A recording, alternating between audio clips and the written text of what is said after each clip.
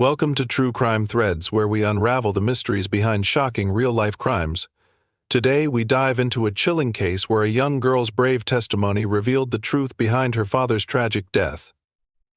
The small suburban neighborhood of Meadowbrook was rocked by a shocking tragedy one quiet Saturday morning. The peaceful calm that usually filled the streets was shattered when the police arrived at the home of David Matthews. A well-liked father, David had always been seen as the kind of man who would do anything for his family. His sudden and unexpected death sent shockwaves through the entire community, leaving neighbors and friends struggling to comprehend the loss. David had been found lying lifeless on the floor of his living room, a place he often spent his evenings with his wife Linda and their young daughter Sophie. The scene was gruesome. There were signs of struggle, suggesting that David had fought for his life, but there was no sign of forced entry. It wasn't a burglary gone wrong. It appeared that the person who killed David was someone he knew and trusted. This revelation raised immediate suspicion. Linda, David's wife, had called 911. When the police arrived, she was sitting on the sofa, seemingly in shock but otherwise calm. She told officers that she had been outside in the garden when she heard a loud noise from inside the house. She rushed in, only to find David lying on the floor, blood surrounding him. She claimed she hadn't seen or heard anything unusual before the discovery, but her story was inconsistent and didn't quite add up. The investigators immediately took notice of Linda's reaction. Though she appeared distressed, there was something about her demeanor that didn't quite match the severity of the situation. Her calmness seemed too composed, too rehearsed. The officers couldn't ignore the nagging feeling that there was more to the story than Linda was letting on. The initial interviews revealed a strained relationship between the couple. While no one could confirm anything overtly suspicious, there had been rumors circulating for some time that their marriage was far from perfect. David and Linda had been married for 5 years, but not everyone in the neighborhood believed they were the picture-perfect couple they portrayed. Their relationship had reportedly been rocky, with a number of whispered arguments behind closed doors. It was no secret that Linda had a difficult past. She had been married once before and had faced accusations of abusive behavior in that relationship. Though those claims had never been fully substantiated, they still lingered in the background, casting a shadow over her current marriage to David. The police were not ready to jump to conclusions, but they could not ignore the possibility that Linda had something to do with her husband's death. There were no immediate signs of a break-in or struggle at the front door. The thought that Linda could have been involved in her husband's murder was chilling, but the evidence was still circumstantial. She had no alibi for the time of the murder, and her actions after finding David's body seemed strangely detached. Most people in her situation would have been frantic, overwhelmed with grief. But Linda simply sat there, waiting for the police to arrive. As the investigation deepened, the detectives turned their attention to other possible motives. They questioned neighbors, family, and friends, trying to uncover anything that might provide a clue as to why David had been killed. Despite their best efforts, there were no clear answers. Linda maintained her innocence, claiming that she had no idea who would want to harm her husband. But the more the authorities dug into her past, the more they began to wonder, was she hiding something? The case was beginning to take shape, and the police were leaning toward one tragic conclusion: the grieving wife might have been the killer. The thought was horrifying, but at that moment it was the most likely explanation. As the investigation into David Matthews' death continued, detectives began to piece together a troubling narrative surrounding Linda, David's wife. While the initial evidence had pointed toward her as the prime suspect, the deeper the authorities dug into her life, the more questions arose about the truth behind her relationship with David. Linda's past, which she had kept hidden for years, was far from spotless. Linda had been married once before, but her previous marriage had ended under mysterious and troubling circumstances. Her ex-husband had filed for divorce, citing allegations of emotional abuse and manipulation. Though the divorce was finalized without any criminal charges, the whispers around the neighborhood suggested that Linda's temper and controlling nature might have played a role in the demise of her first marriage. These rumors followed her into her second marriage with David, and they raised the suspicion of those who knew her well. As detectives continued to investigate, they spoke with people from Linda's past, including her former friends and acquaintances. Many described Linda as a woman who had difficulty controlling her emotions. She was known to have frequent outbursts, often over trivial matters, and her volatile behavior had earned her a reputation for being unpredictable. Despite this, she had managed to maintain a seemingly perfect image in front of others, especially when it came to her marriage with David. David, on the other hand, was regarded as a kind and gentle man. He had a steady job, and he loved his daughter, Sophie, deeply. His relationship with Linda was known to have its challenges, but it had always seemed like a marriage that could be salvaged. There were rumors of arguments, but no one ever thought it would escalate to something as tragic as murder. The contrast between Linda's past and David's seemingly idyllic life painted a picture of a troubled marriage behind closed doors, a picture that authorities could no longer ignore. But despite the mounting evidence of Linda's complicated history, there was still no concrete proof that she had been involved in David's death. The police had nothing more than circumstantial evidence, her inconsistent statements, her past behavior, and the strained marriage. They had yet to find a clear motive for her to kill David. Linda's alibi, claiming she had been outside in the garden when her husband was killed, was still unverified. There were no signs of anyone else entering or leaving the house that morning, and no neighbors had witnessed anything unusual. Linda's behavior after the murder also left the police with mixed feelings. She did not seem particularly distraught, but that did not necessarily point to guilt. Some people reacted to trauma differently, and the police could not yet make a final judgment based solely on her demeanor. Yet the longer they spent investigating, the more the authorities began to wonder if Linda had been hiding something else. Perhaps it was not just a troubled marriage or an abusive past, maybe there was more to the story than they had originally thought.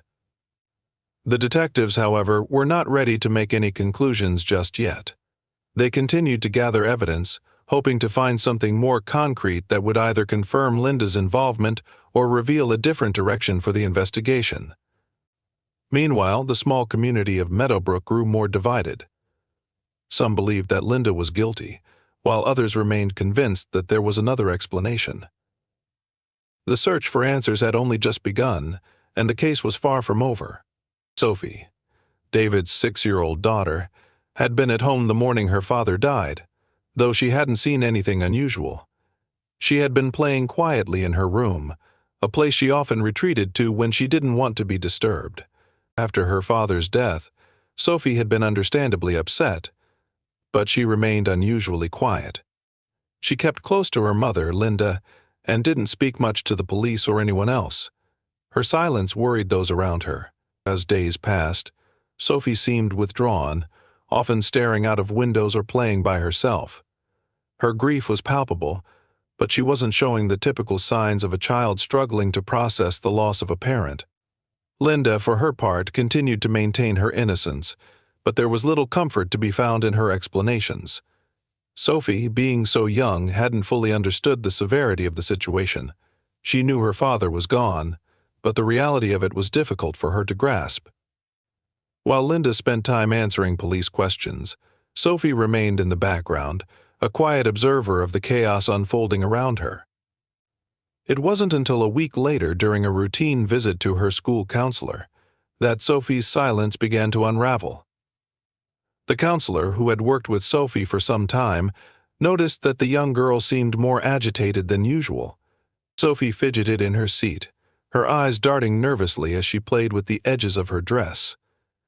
After some gentle prompting, Sophie began to speak. She started by saying she had seen something, but she wasn't sure how to explain it. At first, it seemed like a child's imagination running wild. But as the conversation continued, Sophie's statement grew more specific, more chilling. She said, "Mommy didn't do it. It was the man in the garden." The words struck the counselor like a thunderclap. Sophie's statement was shocking.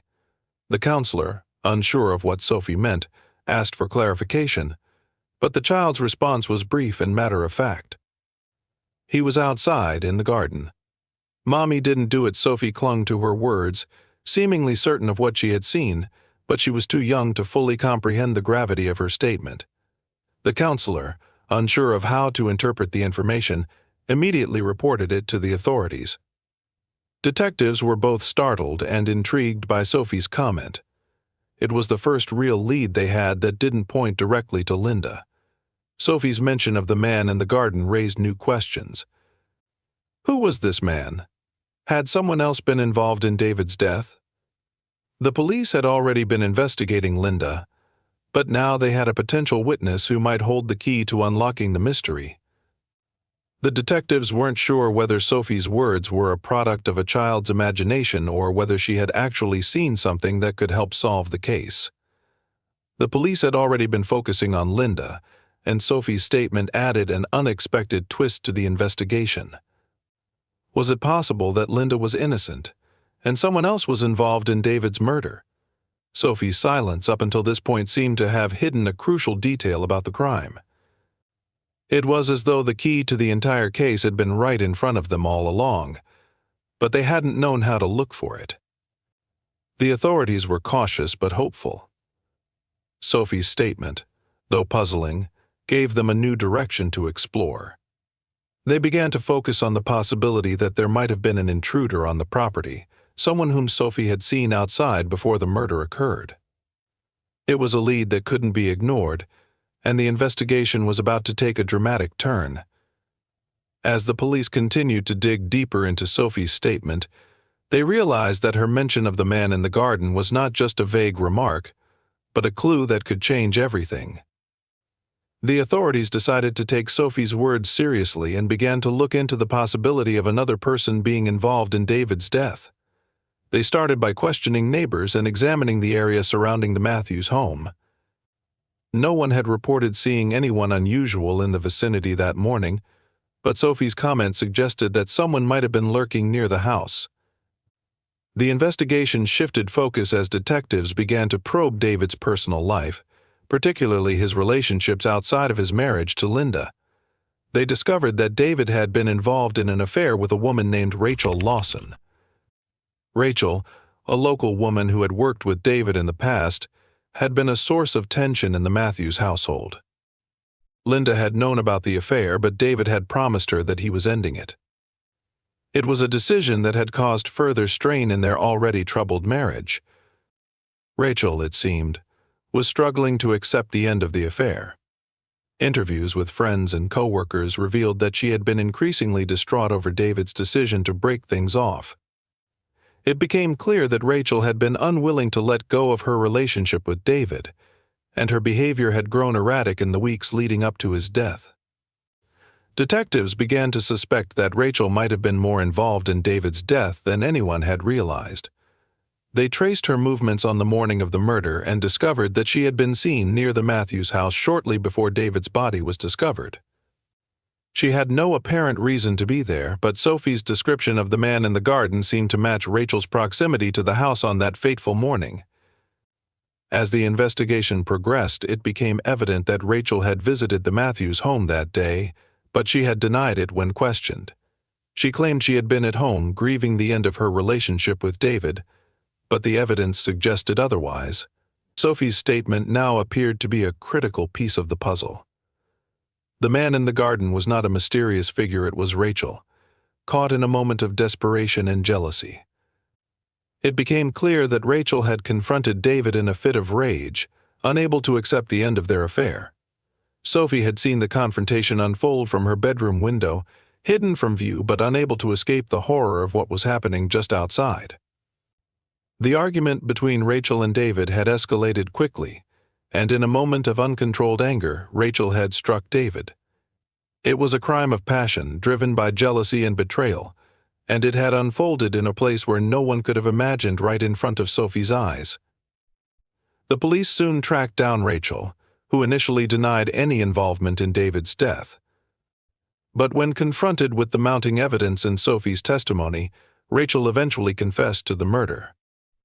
She admitted that she had gone to the house that morning, desperate to speak with David one last time. When he rejected her, Her emotions had boiled over, and she had struck him in a fit of rage. What had started as a confrontation had turned into a violent act, one that she could never take back. The confession was a devastating blow to Linda, who had been wrongly accused of killing her husband. Sophie's bravery in speaking up, despite her young age, had been the turning point in the case. Her statement had led the police to uncover the truth, and the real killer had been brought to justice. Rachel was arrested and charged with murder, while Linda was finally exonerated. Though the truth had come to light, the Matthews family would never be the same. Sophie's innocence and courage had revealed the dark reality behind her father's death, and it was a revelation that no one in the small community of Meadowbrook would ever forget. The aftermath of David's death left the small town of Meadowbrook in a state of shock. The murder that had shaken the community was now resolved, but the pain lingered. Linda, who had been wrongfully suspected, was left to grapple with the emotional toll of the ordeal. Though she was exonerated, the damage to her reputation had already been done. The town had turned on her, believing her to be responsible for her husband's death.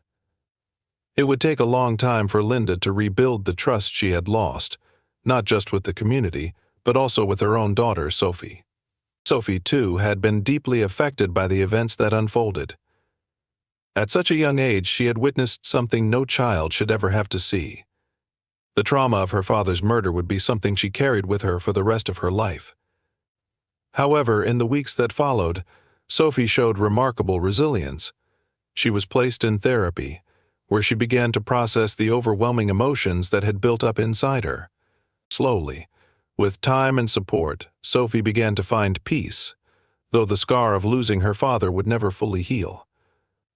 As for Rachel, her arrest brought the tragic story to a close. She had been arrested and charged with the murder of David Matthews, and her trial was set to begin in the following months. The evidence against her was overwhelming, from Sophie's testimony to the footage of Rachel's presence near the Matthews home on the morning of the murder. In court, Rachel's defense team tried to argue that the killing had been an act of self-defense, but the jury saw through the lie. Rachel's obsession with David had clouded her judgment, and in her jealousy and rage she had taken a life. The trial was a long and painful process for both families. Linda sat through each day, her eyes filled with a mix of sadness and relief. She had been vindicated, but the pain of losing her husband would never go away. She had loved David and never imagined that their marriage would end in such a violent and tragic way. Yet, in the courtroom she sat silently, allowing the legal system to decide Rachel's fate. When the verdict was finally delivered, Rachel was found guilty of second-degree murder. The judge sentenced her to 25 years in prison, a sentence that would keep her behind bars for the rest of her life. For Linda and Sophie, the conviction brought a sense of closure, but it also highlighted the devastating consequences of Rachel's actions. The family could not erase the scars that had been left by David's death, but at least they could begin to move forward. Though the Matthews family would never be the same, they had each other. Linda, now free of suspicion, focused on rebuilding her relationship with Sophie. They leaned on each other in the difficult days that followed, finding comfort in their shared grief. Linda promised Sophie that she would always protect her and be there for her, no matter what. The case of David Matthews' death would remain a haunting memory in the town of Meadowbrook. People would remember the tragedy, the wrongfully accused stepmother, and the young girl who had spoken up when no one else could. Sophie's bravery had been the key to solving the mystery, and her voice had brought justice. In the end, the truth prevailed, but the lives it touched would never be the same again.